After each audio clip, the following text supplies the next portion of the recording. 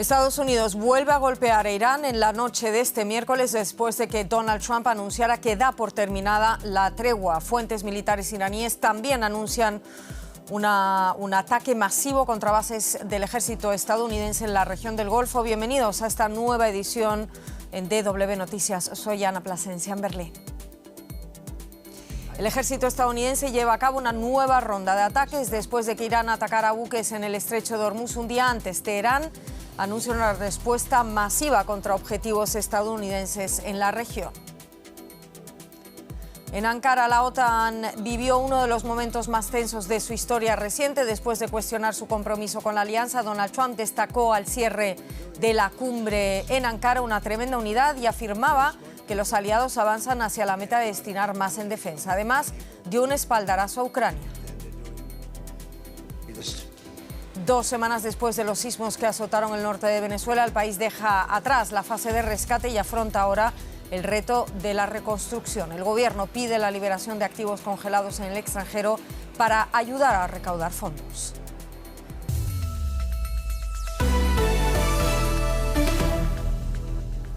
La tensión entre Estados Unidos e Irán sigue aumentando. Al menos 9 militares iraníes murieron en los ataques lanzados esta madrugada por Washington contra varios puntos del sur del país, y Teherán respondió con misiles y drones contra bases estadounidenses en Kuwait y Bahrein.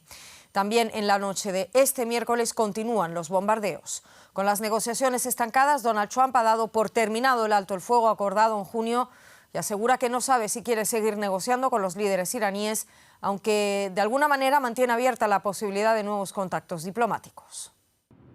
Estados Unidos lanzó el martes nuevos ataques contra Irán después de dar por acabado el acuerdo preliminar de alto el fuego. Según el mando estadounidense, en Oriente Medio se atacaron más de 80 objetivos en total. Estas imágenes muestran los bombardeos en la ciudad de Bandar Abbas, que acoge el mayor puerto comercial de Irán. Washington dice que los nuevos bombardeos son la respuesta a los últimos ataques iraníes contra barcos en el estrecho de Hormuz, entre ellos uno con bandera catarí que el martes fue atacado cerca de la costa de Omán. En este audio de la llamada de emergencia desde el barco, se puede escuchar cómo piden ayuda. El barco estaba cargado con gas natural licuado y habría sufrido un incendio en su sala de máquinas. Qatar, que actúa como mediador en el conflicto, acusa a Irán del ataque. En respuesta a los ataques de Estados Unidos, la Guardia Revolucionaria iraní publicó estas imágenes de supuestos lanzamientos de misiles contra bases militares estadounidenses en el Golfo. Los nuevos ataques cruzados coinciden con la cumbre de la OTAN, donde Trump volvió a cargar contra Irán y dio por finalizado el acuerdo marco de alto el fuego. Creo que se ha acabado. No quiero negociar más con ellos. Son escoria. ¿Saben lo que es escoria? Eso es lo que son. Están enfermos. Están liderados por gente enferma. Son gente cruel y violenta. Y si llegan a tener un arma nuclear, la utilizarán. En lo que a mí respecta, se ha acabado. En Teherán, algunos iraníes reaccionan apoyando el cierre del estrecho de Hormuz. Cualquier barco que quiera pasar por el estrecho a través del Golfo de Omán, con el permiso de Estados Unidos, debería recibir una respuesta tan dura que no lo volverían a intentar. Lo podrían haber mantenido cerrado e incluso haber continuado las negociaciones mientras estaba cerrado. Y mientras, unos 6.000 marineros siguen atrapados en el estrecho de Hormuz, según cálculos de Naciones Unidas, que además exige a todas las partes permitir la evacuación de los tripulantes de estos barcos. El presidente estadounidense Donald Trump da pues por terminado el acuerdo de alto el fuego sellado con Irán, amenaza además con nuevos ataques. Saludamos en Washington a José Díaz Briceño. José, ¿cómo justifica la Casa Blanca esta nueva ronda de ataques y qué mensaje busca enviar a Teherán?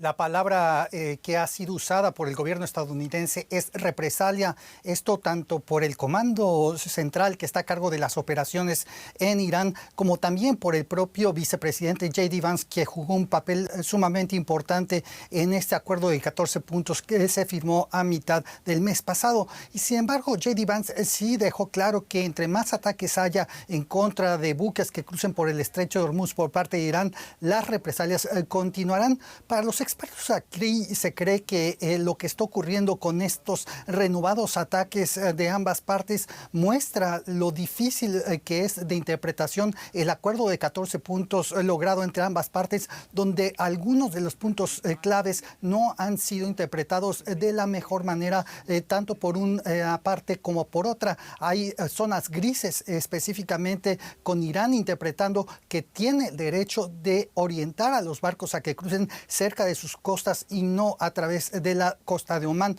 Todo esto obviamente pone a la administración Trump ante elecciones difíciles porque por un lado es la búsqueda de un fin al conflicto y por otro reanudar ataques. Vamos a ver, José, ¿se interpreta en Washington esa respuesta iraní como una escalada o como una reacción solo limitada? Y me pregunto, ¿en qué punto están las negociaciones? ¿Están en punto muerto? En estos días las negociaciones están en pausa debido a que los miembros de las delegaciones acordaron hacer justamente un espacio debido a los funerales del líder supremo iraní Ali Khamenei que están ocurriendo estos días. Y sin embargo, como sabemos, estas negociaciones de 60 días tienen que concluir a mediados de agosto, es decir, alrededor de 6 semanas a partir de hoy. Y esto obviamente coloca todas estas pláticas ante un difícil escenario. Para los analistas aquí que han visto el resurgimiento de estos ataques y que creen que el conflicto continuará, se imaginan justamente aquí en Washington que si bien no habrá una guerra abierta ni tampoco una guerra fría, estos continuos ataques que siguen después de rondas de diplomacia son algo que llegó para quedarse, porque no hay un arreglo al que el presidente Trump esté de acuerdo a llegar. Por un lado, no quiere reconocer la soberanía en principio que Irán dice tener sobre el paso en el estrecho de Hormuz, y por otro lado, no quiere regresar a una guerra abierta ante las elecciones que enfrentará en el Congreso este año. Muchísimas gracias por todo esto, José Díaz Briceño, en Washington. Y mientras crece la tensión en la región, esa cumbre de la OTAN concluía en Ankara con una imagen de unidad, pese a las críticas de Donald Trump a varios de sus aliados. Los líderes aprobaron nuevos contratos en defensa por más de 50.000 millones de dólares, reafirmaron su respaldo a Ucrania. Volodymyr Zelensky, el presidente ucraniano, se fue con promesas de ayuda militar y con la autorización para producir misiles del sistema Patriot. Eso sí, el encuentro de los líderes no comenzó con esa armonía y con esa impresión de unidad, todo lo contrario. La OTAN llegó a Ankara con un objetivo claro: mostrar unidad en un momento de crecientes tensiones internacionales. Y todo indica que lo consiguió. Hubo mucho entendimiento en la sala. Hay gente muy inteligente haciendo un buen trabajo. Pero el inicio de la cumbre estuvo marcado por las dudas sobre la cohesión de la alianza. Y las declaraciones de Donald Trump redundaron en esas fracturas. No estoy contento con la OTAN, no quisieron ayudarnos con el principal patrocinador del terrorismo, Irán. Yo los estaba poniendo a prueba, quería ver si estarían allí y la respuesta fue que no. También volvió a referirse a Groenlandia, uno de los asuntos más controvertidos dentro de la OTAN. Era Groenlandia y sigue siéndolo. Debería estar bajo control de Estados Unidos, no de Dinamarca. La primera ministra danesa, Mette Frederiksen, reiteró una vez más que Groenlandia forma parte del Reino de Dinamarca. Escuché ayer al presidente de Estados Unidos y creo que la posición estadounidense sobre este tema es lamentablemente muy clara. Nuestra posición también es clara: Groenlandia no está en venta. El secretario general de la OTAN, Mark Rutte, intentó rebajar la tensión y aseguró que las declaraciones de Trump no afectan a la unidad de la alianza. La capacidad de disuasión de la OTAN depende de su unidad. Y sobre el papel, los 32 líderes la respaldaron con una declaración conjunta. Pero las críticas de Donald Trump a algunos aliados y sus reivindicaciones sobre Groenlandia volvieron a generar dudas sobre su compromiso con la alianza. La cumbre también subrayó el respaldo de la OTAN a Ucrania. Donald Trump anunció que Estados Unidos permitirá a Kiev fabricar misiles interceptores Patriot bajo licencia, una decisión que supone un importante logro para Volodymyr Zelensky, quien reclama desde hace meses más protección frente a los ataques rusos. Zelensky también obtuvo promesas de apoyo por valor de 140.000 millones de euros para los próximos 2 años. Un mensaje a Moscú de que Europa seguirá respaldando a Ucrania a largo plazo. Sin embargo, en la financiación de ese apoyo también hay discrepancias.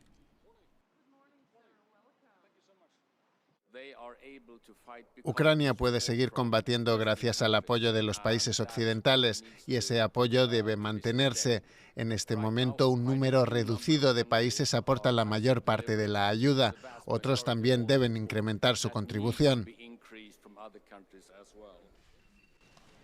La declaración final de la cumbre reafirmó el principio fundamental de la OTAN. Un ataque contra uno de sus miembros es un ataque contra todos. En eso los 32 líderes están de acuerdo, también Donald Trump. El balance de esta cumbre arroja en cierta forma 2 resultados distintos. Está por un lado esa declaración final que recoge ese mensaje de unidad, subraya también el famoso artículo 5, el compromiso de los países de la alianza con el artículo 5, que es el acuerdo de defensa mutua de todos los países de la OTAN. Están también las declaraciones de Trump en ese mismo sentido, destacando la unidad que él vio en la reunión a puerta cerrada con los demás socios de los 32 países de la alianza, ¿no? Pero por otro lado, y ese es el otro resultado, están esas declaraciones incendiarias que hizo Trump hoy mismo en la cumbre y también a su llegada ayer a la cumbre, en la que criticó y atacó a los países de la OTAN por no apoyar a Estados Unidos en la guerra de Irán y atacó en particular a España también por no cumplir con aumentar el gasto de defensa así como lo pide Trump. Dijo que España era un socio terrible de la OTAN, ¿no? Si hubiera que hacer una lectura positiva de eso, podríamos decir que la alianza militar, la OTAN sigue funcionando pese a esos mensajes políticos hostiles de Trump hacia los demás socios de la alianza, y si hubiera que hacer esa misma lectura desde otra perspectiva, de una perspectiva negativa, podríamos decir que pese a los mensajes de unidad que está emitiendo la alianza en esta cumbre hoy en día, sigue teniendo problemas en cuanto a su legitimidad, en cuanto a su credibilidad como alianza militar, justamente por esos mensajes hostiles de Trump hacia el resto de los aliados de su país. Y los mercados se hicieron eco de todo lo que estaba pasando. ¿Nos lo cuentas tú, Andrés? Sin duda, Ana, los mercados globales estuvieron operando toda esta jornada de miércoles bajo una gran presión, golpeados por esta nueva escalada militar entre Estados Unidos e Irán. El detonante fue Donald Trump anunciando que el alto el fuego con Teherán estaba terminado. La tensión disparó el precio del petróleo. El crudo Brent europeo subía casi un 6% hasta $78 por barril. El West Texas Intermediate de Estados Unidos avanzaba casi un 5%, superando los $73. Las acciones energéticas subieron, pero cayeron sectores sensibles al combustible como aerolíneas, cruceros y turismo. En Wall Street, el Dow Jones perdía más de 500 puntos y aquí en Europa el Eurostoxx 600 cerró con una baja cercana al 2%. Subieron también los rendimientos de los bonos globales por temor a una inflación más persistente. Y mirando los mercados muy de cerca, como siempre, está nuestra corresponsal financiera en Nueva York, Ana Nieto. Ana, las declaraciones de Trump sobre la situación con Irán han marcado los vaivenes de un mercado en el que la inteligencia artificial sigue siendo protagonista. Contanos qué ha pasado ahí en Wall Street en esta jornada. Sí, bueno, a medida que Trump iba reduciendo el tono de sus amenazas, los mercados han ido recuperándose, aunque el Dow ha terminado cerrando con una caída del 1,1%. El referente más importante, el S&P 500, se ha dejado 0,3% y el Nasdaq ha tenido una pequeña subida del 0,2%. Parte del drama inversionista, además de Oriente Medio y las declaraciones de Trump, se centra en los semiconductores, valores al alza por la demanda de la inteligencia artificial, pero que en estos momentos recogen pérdidas desde Seúl hasta Nueva Nueva York realmente, porque hay un cierto temor de que el boom inversor de esta tecnología haya tocado techo y que además sea vulnerable a las alzas de las tasas de interés porque encarecen el crédito con el que se está financiando la expansión de esta tecnología. Y en este sentido, hoy la Reserva Federal ha hecho pública las actas de su última reunión y se ve que efectivamente hay una muy buena parte de la Reserva Federal que sí que quiere y apuesta por una subida de tasas de interés este año. Además de las dudas de cuánto puede durar la bonanza de la inteligencia artificial, se está muy pendiente de China, porque hay reportes de que DeepSeek está pendiente de desarrollar sus propios chips, algo que podría irrumpir en un mercado donde la escasez ha permitido que las empresas tengan unos márgenes muy altos y por eso coticen tan alto. Ana, mencionaba, si no me equivoco, al Nasdaq como la excepción entre los índices importantes que se salvó del rojo en esta jornada, y otro movimiento importante en Wall Street fue la incorporación de SpaceX, la empresa de Elon Musk, que se unió ayer al índice tecnológico Nasdaq ahí en Wall Street después de que se pactara acelerar su ingreso en el índice. ¿Cómo ha influido esto en la cotización con todo lo que hemos visto este día? Pues ni ayer ni hoy han recibido el combustible que suele llevar los valores al alza cuando son incluidos en esta cesta de índices. Es más, la empresa está por debajo del precio del cierre del primer día, cotiza alrededor de los $148 y hoy ha cerrado con una pérdida del 1,21%. Algunos analistas creen que ya estaba anticipado en el precio la inclusión del índice y la caída de los valores relacionados con la IA están ayudando a que la empresa no vuele alto. Ana Nieto, en Nueva York, gracias por esta información. Hasta cualquier momento. Gracias. Y hay información de Estados Unidos que nos trae ahora Ana Plasencia. Un agente del Servicio de Inmigración y Control de Aduanas de Estados Unidos, el ICE, mató a disparos a un ciudadano mexicano durante un operativo en Houston el martes. Según el Departamento de Seguridad Nacional, Lorenzo Salgado Araujo intentó evitar su arresto y embistió con su vehículo a un agente que respondió disparando en defensa propia. Salgado murió más tarde en un hospital. Su familia, junto a organizaciones de derechos civiles, exigieron hoy una investigación independiente de los hechos. El incidente se produce en medio de ese endurecimiento de la política migratoria impulsada por la administración de Donald Trump. El hijo de Lorenzo Salgado Araujo exige pues esa investigación. Saludamos a Argemino Barro en Nueva York. Argemino, ¿qué detalles se conocen hasta ahora de esa investigación interna del ICE, si es que la está llevando a cabo? ¿Y existe alguna previsión sobre cuándo podrían hacerse públicas grabaciones más concretas o pruebas del operativo? Bueno, por ahora hay poca información al respecto. Ahí se ha publicado ese comunicado que mencionabas y no sabemos si va a revelar o en qué plazo posibles imágenes tomadas por una cámara corporal de un agente, como ha ocurrido en otras ocasiones. Por ahora hay un vídeo circulando tomado por una viandante, Juliet Martínez, en donde vemos a los dos vehículos con las puertas abiertas, el privado, el vehículo de ICE, y a la víctima en el suelo con una pierna temblequeando antes de ser enviada al hospital, y también 3 personas que iban con él, uno de ellos un familiar, detenidos. Hay campañas de presión para que ICE revele más información, material gráfico. Una viene de una ONG llamada la Liga de los Ciudadanos Latinoamericanos Unidos, que además ha ofrecido $5.000 para aquellos que puedan aportar más material, posibles vídeos, para aclarar lo ocurrido. Y por otro lado, una iniciativa por parte del Partido Demócrata en la Cámara de Representantes. Hay que recordar que ya hemos estado en situaciones similares en el pasado y a veces cuando al final se acaba revelando material gráfico, este no coincide con la versión original publicada por ICE. Es lo que te iba a decir. Este caso se suma a otros incidentes mortales vinculados a operativos migratorios del ICE. ¿Genera este caso algún tipo de presión política sobre la administración Trump, Argemino, sobre los protocolos, por ejemplo, del uso de la fuerza por parte de esos agentes? Bueno, a raíz de este caso ya ha habido presiones por parte del Partido Demócrata en el Congreso, pero las presiones fuertes ocurrieron en enero después de la ocupación policial de Minneapolis con 3.000 agentes federales en una ciudad mediana donde había 600 agentes de policía y donde Border Patrol, la patrulla fronteriza, mató a 2 ciudadanos norteamericanos. Y ahí fue cuando hubo un replanteamiento, hubo presiones políticas y un replanteamiento por parte del gobierno. La secretaria de Seguridad Interior, Kristi Noem, fue reemplazada por Marwayne Mullin y ha habido ahí un tira y afloja para las negociaciones del presupuesto para ICE en el Congreso. Recientemente se han aprobado, el Partido Republicano en el Congreso, un paquete de $70.000 millones para ICE, y parece que la agencia está guardando un perfil un poco más bajo de lo habitual, aunque estamos viendo un aumento en las detenciones. Ha habido 10.000 en todo el país en apenas 5 días. Finalmente, destacar 2 cifras: 8 personas han muerto a manos de ICE en encuentros, como el que hemos contado, 52 bajo cautividad. Así que hablamos de 60 personas que han perdido la vida desde el inicio de la administración Trump. Y México ha reaccionado también. Su presidenta pide o anuncia acciones jurídicas, aunque no revela cuáles. Veremos, seguiremos este caso de cerca. Muchísimas gracias por todo esto. Argemino Barro, Nueva York, un saludo. A ustedes, un saludo. Hoy se cumplen 2 semanas del doble terremoto que sacudió el norte de Venezuela. La tragedia deja ya casi 3.700 muertos, más de 16.700 heridos y miles de familias sin hogar.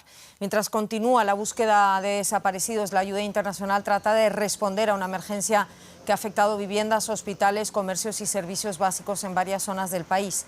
La ONU lanzó este miércoles un llamamiento urgente para recaudar casi $300 millones. Entre tanto, el gobierno interino de Delcy Rodríguez afronta duras críticas por la lentitud de las labores de rescate. Por ahora, Venezuela se centra en atender a los desplazados, dar refugio a quienes lo han perdido todo y avanzar en las tareas de reconstrucción. El gobierno busca apoyo externo para afrontar la reconstrucción mientras continúan esas críticas por la respuesta durante las primeras horas de la emergencia. Saludamos a nuestro enviado especial, Johan Ramírez, en La Guaira. Johan, llevas ya varios días sobre el terreno hablando con muchísima gente. ¿Cómo describes la situación y la frustración 2 semanas después, sobre todo para quienes han perdido a sus seres queridos? Has utilizado, Ana, la palabra correcta, frustración. Hay mucha frustración entre familiares de las víctimas, voluntarios, rescatistas internacionales. Creo que es en lo que la mayoría coincide. Ayer conversaba con varios rescatistas de las delegaciones internacionales y todos decían que la llegada a Venezuela se había demorado 2, 3 y hasta 4 días. Y eso fue un periodo de tiempo clave para poder conseguir personas con vida. Conversaba ayer con algunos colegas, unos de ellos que estuvieron acá, periodistas que llegaron al siguiente día del terremoto que tuvo lugar el miércoles en la tarde y jueves a las 6 de la mañana estaban acá y contaban que escuchaban gritos debajo de las ruinas, gritos, personas todavía con vida, y nos cuentan esos colegas que estuvieron acá desde el primer día del terremoto, Ana, que eso fue un jueves cuando llegaron acá y pasó viernes, sábado y recién el domingo comenzaron a ver a rescatistas que llegaban a buscar víctimas entre los escombros. Es decir, pasaron 3, 4 días hasta que por fin comenzaron esas búsquedas. Hasta tanto eran solamente los propios familiares de las víctimas con las manos sacando escombros y hacía falta muchísima maquinaria pesada para poder rescatar personas, de modo que coinciden todos en que se pudieron salvar miles de vidas si la respuesta hubiese llegado en el momento adecuado. La gestión de la emergencia, lo comentas, marcada pues por críticas a la respuesta de las autoridades.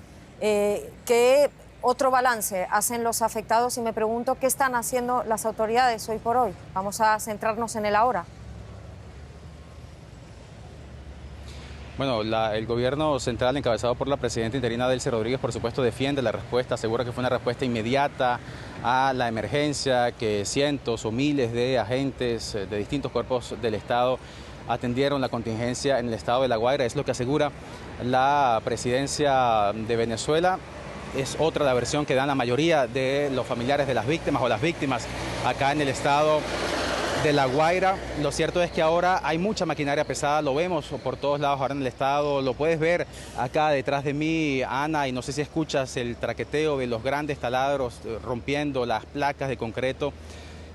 Pero también es difícil saber la proveniencia de esas máquinas porque algunas son lógicamente enviadas o movilizadas por el Estado, otras son organizadas y pagadas por los propios vecinos y familiares que hacen colectas comunes para pagar esto a falta de la respuesta oficial. Entonces pagan estas maquinarias por día para que remuevan escombros y así tratar de conseguir todavía los cuerpos de los desaparecidos, Ana. Siguen existiendo muchas dudas, Johan, sobre el número real de desaparecidos. ¿Qué información manejan actualmente las autoridades y las organizaciones ciudadanas? ¿Qué me puedes contar tú? Sí, las autoridades manejan un número de desaparecidos, sí, Ana, lo manejan ellos y no lo han comunicado. Recién al siguiente día del terremoto dieron una cifra que si no recuerdo mal estaba por el orden de los 157 personas desaparecidas. Esa cifra ha crecido muchísimo de manera, de acuerdo con organizaciones internacionales. Las Naciones Unidas hablaba en un momento de 50.000 desaparecidos. Hay plataformas ciudadanas acá en el país que hablan de unos 44.000 desaparecidos, de los cuales 26.000 ya estarían ubicados. Es decir, se sabe dónde están, pero no los han encontrado. Lo que quiere decir que presumiblemente serían personas que ya han muerto, unas 26.000, pero 44.000 en total permanecen todavía desaparecidos, pero de acuerdo con el parte oficial que ofrece el gobierno nacional a diario, habla de una cifra de muertos que actualmente se ubica por el orden de los 3.600, más de 16.000 heridos, pero como decías, la cifra de desaparecidos, que es tan importante, porque es lo que nos va a permitir también dimensionar el grado de la tragedia, la dimensión de esta tragedia, Ana. Si esa cifra existe, pues se mantiene en Miraflores, me refiero a la Casa de Gobierno, porque de allí no ha salido a la opinión pública, Ana. Johan Ramírez, muchísimas gracias. Se cumplen 2 semanas de esos nefastos terremotos en Venezuela. Nos lo cuenta Johan Ramírez, nuestro enviado especial. Un saludo, Johan, ánimo. Y damos paso a un resumen de otras noticias internacionales de forma más breve, pero que también queremos destacar a esta hora. Más de 4 millones de personas despidieron el miércoles al que fuera líder supremo de Irán, Ali Khamenei, en un cortejo fúnebre entre las ciudades iraquíes de Nayab y Kerbala, considerada esta última la ciudad santa de los chiitas. El cuerpo regresará luego a Irán para ser enterrado. Khamenei fue asesinado por Estados Unidos el 28 de febrero. Estados Unidos inició este miércoles el proceso para retirar a Siria de la lista negra de países patrocinadores del terrorismo, el mismo día de la reunión en Ankara de la cumbre de la OTAN y también de la reunión entre el presidente Donald Trump y su homólogo sirio Ahmed al-Shara. Según Washington, la medida permitirá reactivar el comercio y las inversiones internacionales y dará a Siria la oportunidad de reconstruirse.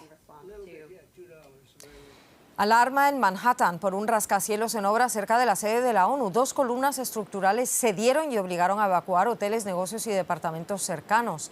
Las autoridades aseguraban que la situación está bajo monitoreo y control. No se reportan heridos. El inmueble, antigua sede de Pfizer, está siendo convertido en un complejo residencial de unas 1.600 viviendas previsto para 2027. Imágenes poco habituales captadas por un dron muestran un río de lava incandescente en la cima del Etna, en Sicilia, Italia. La lava parecía caer hacia una abertura cercana al cráter noreste, como si el propio volcán la engullera. El Etna es el volcán más activo de Europa y su alerta sigue en nivel amarillo. Con esas impresionantes imágenes nos vamos en nombre de todo el equipo. Gracias por estar ahí.